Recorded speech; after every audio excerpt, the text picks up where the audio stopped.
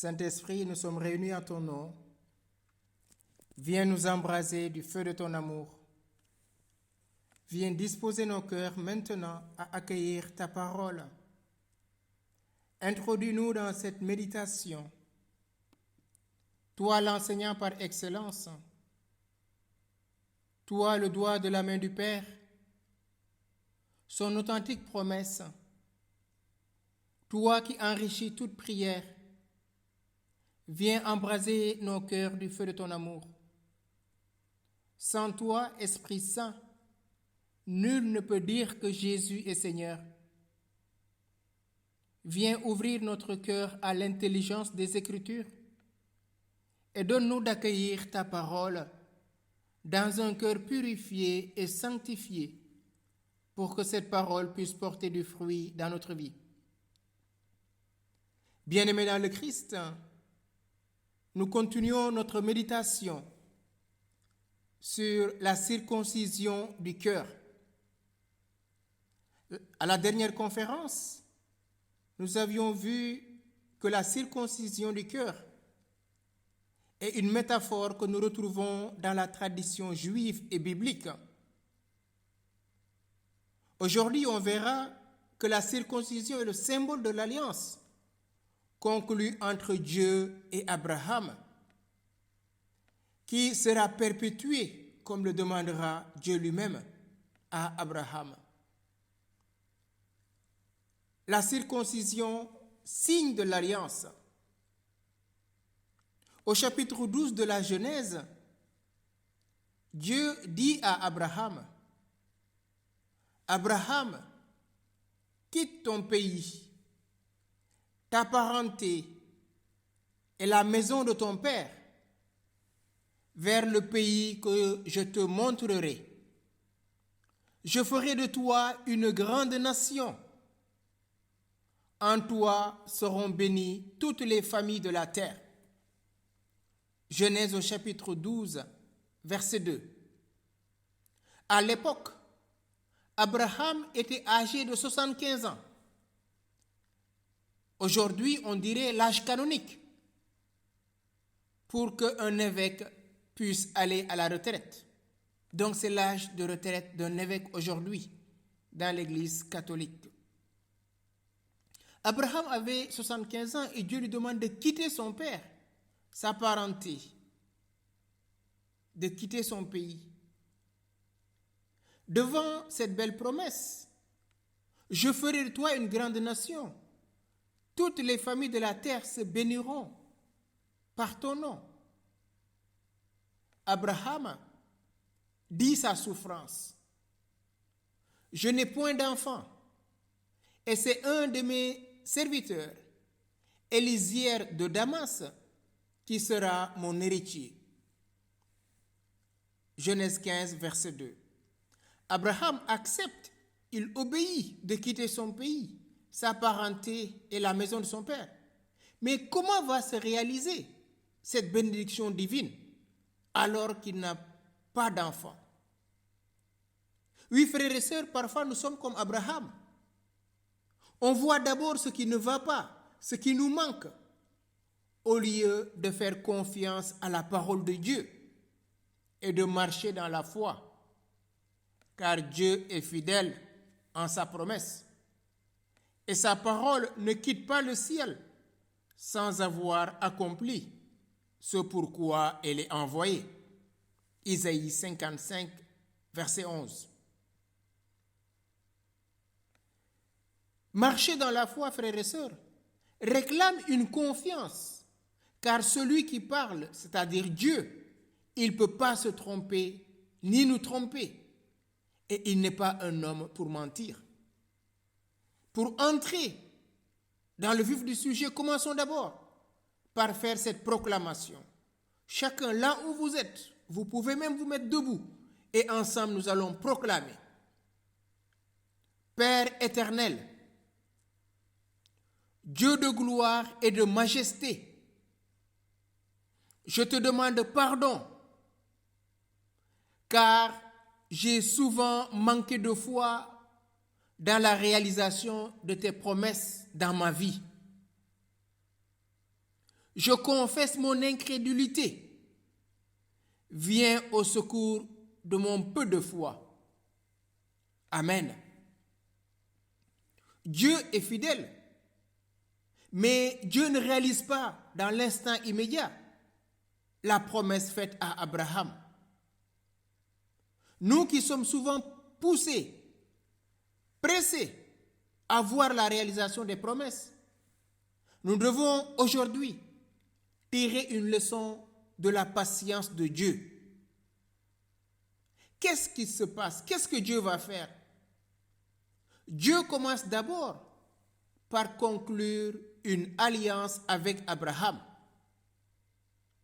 Au chapitre 17 du livre de la Genèse, Dieu dit à Abraham, « Et voici mon alliance qui sera observée entre moi et vous, c'est-à-dire ta race après toi, que tous vos mâles soient circoncis. Vous ferez circoncire la chair de votre prépuce, et ce sera le signe de l'alliance entre moi et vous.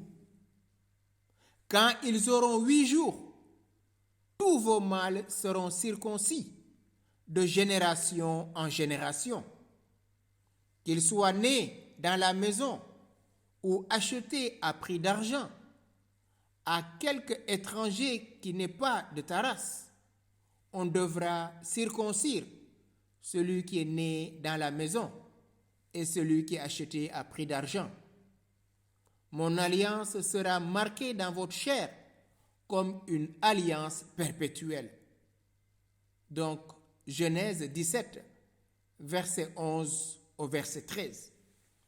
Dieu commence, bien vrai, il a promis à Abraham une postérité. Mais Dieu commence par conclure une alliance avec Abraham. L'alliance qui sera marquée dans la chair. Le prépuce, c'est cette partie de l'organe génital mâle qui doit être coupée.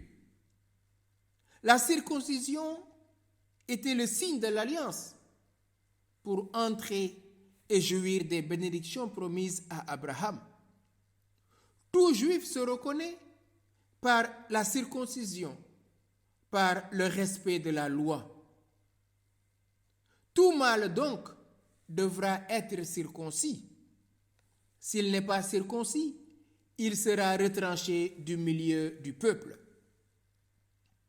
Posons-nous la question, mais pourquoi Dieu a-t-il choisi un signe si intime, si profond? Cela, frères et sœurs, nous montre précisément que Dieu voulait dire à quel point l'alliance qu'il fait avec son peuple et avec chacun d'entre nous est une alliance qui touche l'être humain dans ce qu'il a de plus intime, de plus profond, de plus vital. Cette incision du parti du corps, en particulier de l'organe génital mâle, cela montre que Dieu s'engage à être aux côtés de l'homme. Comme Dieu est fidèle et qu'il tient toujours à l'accomplissement de sa promesse, Dieu va permettre que Sarah puisse enfanter à l'âge de 90 ans, alors que Abraham en a déjà 100.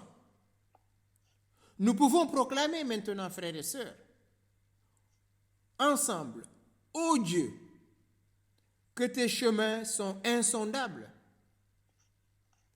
Qui peut sonder la profondeur de ta sagesse? Comme Abraham et Sarah, je veux marcher dans la foi. Je décrète que toutes mes bénédictions qui étaient retardées par mon manque de foi me reviennent maintenant, de l'Orient et de l'Occident, du Nord et du Midi. Je suis riche en Dieu. Je bannis toute stérilité dans ma vie, toute malédiction, toute mauvaise fortune et tous les pièges ourdis par l'ennemi pour me mettre dans la colère, le découragement, le désespoir et l'impatience. Je reçois ici et maintenant la surabondance de vie que Jésus-Christ est venu m'apporter. On peut reprendre encore cette proclamation, frères et sœurs. Ô Dieu, que tes chemins sont insondables. Qui peut sonder la profondeur de ta sagesse? Comme Abraham et Sarah, je veux marcher dans la foi. Je décrète que toutes mes bénédictions qui étaient retardées par mon manque de foi me reviennent maintenant de l'Orient et de l'Occident, du Nord et du Midi. Je suis riche en Dieu. Je bannis toute stérilité dans ma vie, toute malédiction, toute mauvaise fortune et tous les pièges ourdis par l'ennemi pour me mettre dans la colère, le découragement, le désespoir et l'impatience. Je reçois ici et maintenant la surabondance de vie que Jésus-Christ est venu m'apporter. Amen. Gloire et louange à toi, Père éternel. Dieu conclut avec Abraham une alliance en lui demandant de circoncire tous les mâles. Et après la naissance d'Isaac, dans la joie et l'action de grâce, Abraham va circoncire le 8e jour son fils par lequel l'alliance va trouver sa réalisation. Dieu ne tarde jamais de réaliser ses promesses, frères et sœurs. Abraham eut foi en Dieu, nous rappelle la lettre aux Hébreux au chapitre 11, et il a vu la gloire de Dieu. Il nous revient aujourd'hui d'ouvrir notre cœur et de revoir tout le cheminement en ce temps de carême que Dieu nous propose d'être en sa présence, de revoir notre manière de suivre le Christ pas à pas, lui qui nous convie au désert et qui veut parler à notre cœur. Cette circoncision est le signe que nous sommes à Dieu. Et le plus grand signe, parce que Paul dira dans la lettre aux Romains, cette circoncision était une préfiguration du baptême. Le baptême, c'est la mort et la résurrection du Christ, dont nous tous, nous avons été baptisés. Baptisés dans le Christ, toutes les promesses nous appartiennent. À nous maintenant, frères et sœurs, de cheminer vers leur réalisation. Maintenant, on va supplier à Dieu notre Père de répandre sur nous maintenant une onction pure. Comme il le dit dans le livre d'Ézéchiel, « Je répandrai sur vous une eau pure. Vous serez purifiés. De toutes vos idoles, je vous purifierai. » Oui, Père éternel, envoie du haut du ciel un rayon de ta lumière.